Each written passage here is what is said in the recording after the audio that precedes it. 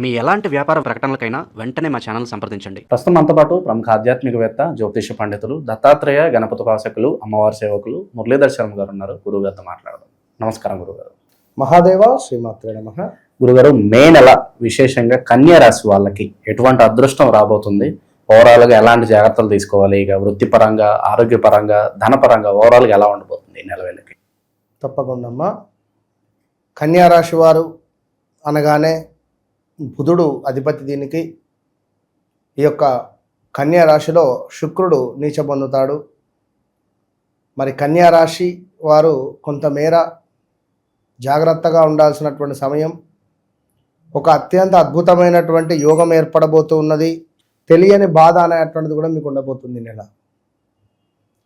కన్యా రాశి వారికి ఈ యొక్క మే నెలలో కాలసర్ప దోషం ఏర్పడబోతుంది. మరి దీనివల్ల ప్లస్సులు ఎవరికి, మైనస్లు ఎవరికి, ఇట్టి విషయాలకై లేదా కొంతమేర కన్యా రాశి వారికి సంబంధించి వ్యక్తిగత జాతకము అనేటువంటిది చాలా ఇంపార్టెంట్. ఆ వ్యక్తిగత జాతక రీత్యా నడిచే దశ, అంతర్దశలు ఇంపార్టెంట్.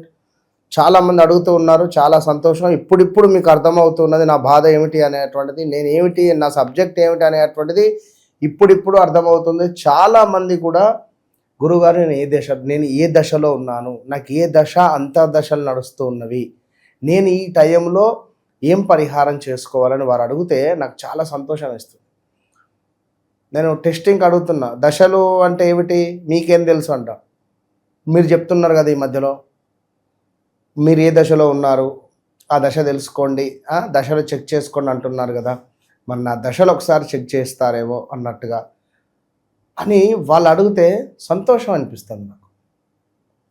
గురు దశలో ఉన్నారు, అలా గురువులో రాహువు, ఈ రాహువు ఏ స్థానంలో ఉంది, మనకు ఎలాంటి ఫలితం వస్తుంది, మరి ఈ సమయంలో ఏం రెమెడీ చేయాలి. రాహువుకు అధిపతి ఎవరు? దుర్గా అమ్మవారు. మరి రాహువు కూడా లక్ష్మీ అమ్మవారిని పూజించాలి. అలాంటి రాహువు మరి ఎక్కడ ఉన్నది? అగ్నితత్వ రాశులలో ఉందా, జలతత్వ రాశులలో ఉందా, భూతత్వ రాశులలో ఉందా, వాయుతత్వ రాశులలో ఉందా? ఈ యొక్క రాహు ఎక్కడ ఉంటే దీనికి మంచి స్థానం. ఆ విషయాలను తెలుసుకొని మీరు చేసి ఎవరికైనా డబ్బులు ఇచ్చి మోసపోయారా? రాహు అంటేనే మోసకారకుడు. శనైశ్వరుడు రాహు. బ్లాక్ అంటే చీకటి రూమ్లో క్యాబిన్ నుండి మనం లోపలికి వెళ్ళిన తరుణంలో వాళ్ళ డోర్స్ మొత్తం క్లోజ్ చేసేస్తారు. అక్కడ ఒక్కటే మనిషి నడిచేటువంటి ప్లేస్ ఉంటుంది. ఇటు ఒకరు అంతే. ఆ తరుణంలో బస్సు ఏమైనా అయినా మనం దానిలో నుంచి బయటికి రాని పరిస్థితి. ఒకవేళ ఏమైనా జరగరాంది జరిగినా, బస్సు కింద పడిన సిచ్యువేషన్ ఎట్లా ఉంటుందంటే అట్లా ఉంటుంది. ఒక సింగిల్ బర్త్లో ఒక మనిషి పడుకొని వెళితే ఏ విధంగా తన జీవితం అనేటువంటిది అర్థమవుతుందో ప్రయాణం చేసి చూడండి. నేను చెప్పేటట్లు. ఎందుకంటే ఎలాంటి ఇబ్బందులు, ఎలాంటి ఆలోచనలు అనేటువంటివి అసలు వర్ణనాతీతం. అంటే వాళ్ళ జీవితం ఎట్లా ఉంటుంది. ఇందులో మేషరాశి వాళ్ళు అంబడేయాలి. మేషరాశి, సింహరాశి, మకర రాశి వాళ్ళు ఉండలేరు. వీళ్ళకి ఏంటంటే ఎక్కువ స్వేచ్ఛ కావాలి, స్వేచ్ఛ అధికంగా కావాలి, బయట గాలి కావాలి. ఒకటే రూమ్లో చీకటి చెరసాలలో ఉండడం ఇష్టం ఉండదు. కనుక ఎప్పుడైనా రాహువు అనేటువంటిది మేషంలో ఉండదు. దానికి సరైనటువంటి ప్లేస్ కాదు. సింహరాశిలో కూడా సరైన ప్లేస్ కాదు. మకర రాశి కూడా సరైన ప్లేస్ కాదు వాస్తవానికి. కుంభ మీన్స్ పర్వాలేదు. అంటే నేనేమిటి అంటే రాహు అంటే మాయ మనకు, శనైశ్వరుడు అంటే ఒక చీకటి. సో ఈ పీరియడ్స్ వచ్చినప్పుడు వీళ్ళకు ఈ జాతకానికి సంబంధించి ఏదో మాయలోకి గుంజుకొని పోతుంది. Already 2022 August 23 August, 24 August, 25 August నుండి ఈ గడిచిన 3-3.5 సంవత్సరాలలో విపరీతమైనటువంటి మాయలో ఉండడము, ఆరోగ్య సమస్యలలో ఉండడము, విపరీతమైనటువంటి బిజినెస్ కావడము, నలుగురికి పరిచయం అవడాలు. ఈ నలుగురికి పరిచయం అయింది కాస్త మనము ఇప్పుడు రాబోయే రోజులలో భార్యాభర్తలలో కొంత గొడవలు కానీ, ఆప్యాయత లోపించడాలు కానివ్వండి, అనుమానాలు రావడం కానివ్వండి, ఏమైనా టెస్టులు చేయించుకుందాము అనే టెస్టులు చేయించుకొని రాపో అని భార్యను భర్త అనడమో, భర్తను భార్య అనడమో, ఇలాంటివి.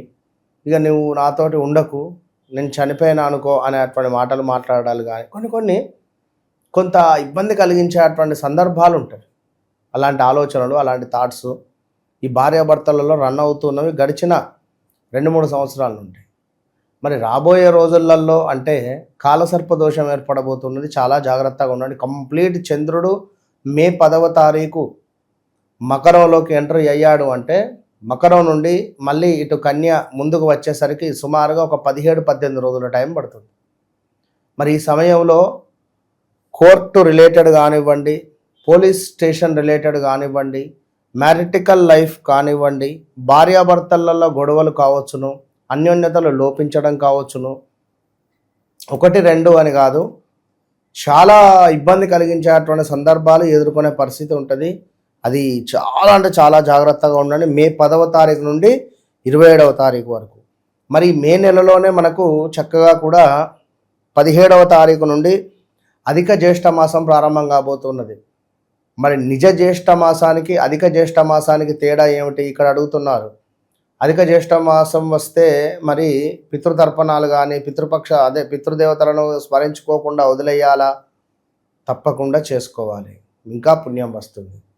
ప్రతి నెల పెట్టేటువంటి మాసికాలు తప్పకుండా పెట్టుకోవడమే. ఈ యొక్క జ్యేష్ఠ మాసంలో మనం మరణించినట్టయితే నిజ జ్యేష్ఠ మాసంలో వారికి చేసుకోవాలి, గుర్తుంచుకోండి. ఇంకా ఏమైనా పూజలు కానీ, సత్యనారాయణ వ్రతాలు కానివ్వండి, ఈ యొక్క అధిక జ్యేష్ఠ మాసంలో హోమాలు కానివ్వండి, తీర్థయాత్రలకు వెళ్ళడం కానివ్వండి, తిరుపతికి చక్కగా తిరుమల నుండి కాలినడకన పైకి వెళ్ళడం కానివ్వండి, ఇలాంటివి చేసుకుంటే ఒక్కసారి చేస్తే 100 రెట్ల ఫలితం వస్తుంది మనకు. అది గమనించుకోండి. కొంత ఎవరో ఒకరు మిమ్మల్ని మోసం చేయాలని చెప్పి చూస్తున్నారు.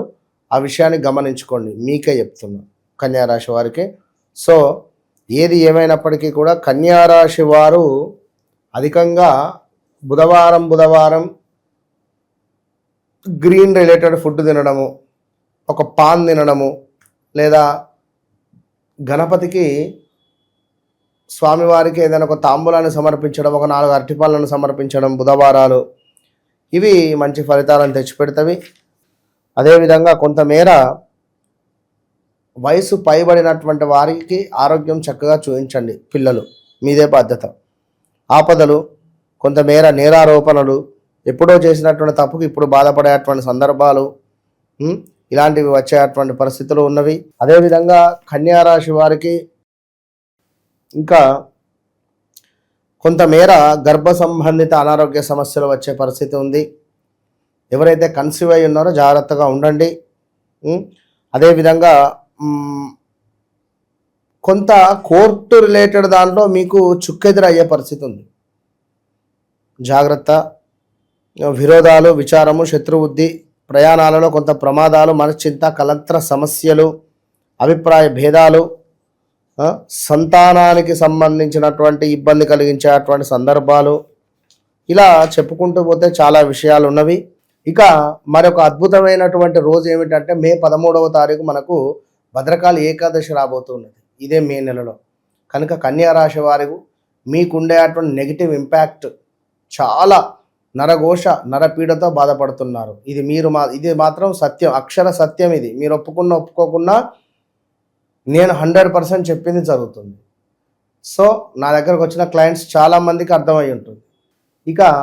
మీరు ఇప్పుడున్న సిచ్యువేషన్ మాత్రం చాలా డేంజర్ జోన్. పా, పీ, పు, పే అక్షరాలతో పేర్లు మొదలయ్యేవారు మరి చక్కగా కూడా నిమ్మకాయతో దీపం పెట్టుకోవాలి. ఈ యొక్క 13వ తారీఖు భద్రకాళి ఏకాదశి రోజు బాగా గమనించుకోండి. ఎరుపు రంగు పుష్పాలతో అమ్మవారిని స్మరించాలి. మిర్చి, అదేవిధంగా నిమ్మకాయలను కలిపి ఇంటి ముందు వేలాడ తీసుకోవాలి. ఒక 4 మిరపకాయలు, ఒక నిమ్మకాయ, మళ్ళీ 3 మిరపకాయలు. అదేవిధంగా నల్ల కుక్కకు ఖచ్చితంగా కూడా ఆహారాన్ని పెట్టే ప్రయత్నం చేసుకోవాలి. అదేవిధంగా పేదవారికి కుదిరితే అన్నదానం చేసుకోవాలి. ఎవరైనా ఒకరు ఇద్దరికి పేదవారికి అన్నదానం, వస్త్రదానం. తప్పకుండా ఆ రోజు కొట్టినటువంటి కొబ్బరికాయతో స్వీట్ చేసి నలుగురికి పంచాలి. ఓం హ్రీం భద్రకాళియే నమః అనేటువంటి మంత్రాన్ని చదువుకోవడం ద్వారా ఈ 13వ తారీఖు మే 13వ తారీఖు ఏర్పడేటువంటి భద్రకాళి ఏకాదశి రోజు నాడు కన్యారాశి వారు ఎవరైతే ఉన్నారో మీకు రాబోయే రోజులలో అత్యంత అద్భుతమైనటువంటి ఫలితాలు వచ్చే పరిస్థితి ఉంటుంది. నరఘోష నర సంబంధిత ఆరోగ్య సమస్యలు కావచ్చును, కొంతమేర చెడు ప్రయోగాలు ఎవరో చేశారనుకున్నా కూడా ఈరోజు అమ్మవారి యొక్క దర్శనము, అదేవిధంగా ఈ రోజు నాడు మీరు చేసేటువంటి కుంకుమార్చన అనేటువంటిది మీకు విశేషమైనటువంటి యోగాన్ని తెచ్చిపెడుతుంది. మరి కన్యా రాశి వారికి రాబోయే రోజులలో మీ యొక్క మే నెలలో మీ నీడను కూడా మీరు నమ్మొద్దు అనేటువంటి విషయాన్ని చెప్పదలుచుకున్నాను. చాలా జాగ్రత్తగా ఉండండి. భార్య భర్తల పరిస్థితి ఏంటంటారు గురుగారు? కుటుంబంలో వాతావరణం, భార్యాభర్తలకు ఆల్రెడీ అనుమానాస్పదమైనటువంటి విషయాలు మొదలయ్యాయి, అనుమానాలు మొదలయ్యాయి.